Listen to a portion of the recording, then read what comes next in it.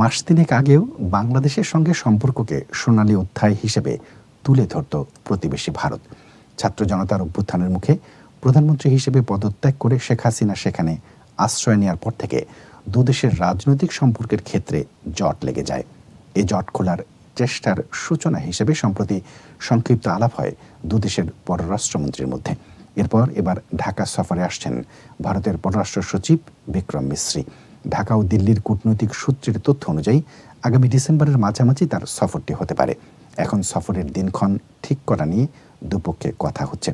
পররাষ্ট্র সচিব পর্যায়ে দুদেশের বার্ষিক পরামর্শমূলক বৈঠকে যোগ দিতে বিক্রম মিশ্রির ঢাকা সফরটি অনেকটা নিয়মিত ব্যাপার হলেও বিশ্লেষকরা মনে করছেন চলমান অভ্যন্তরীণ ও আঞ্চলিক পরিস্থিতিতে তার সফরের রাজনৈতিক গুরুত্ব রয়েছে।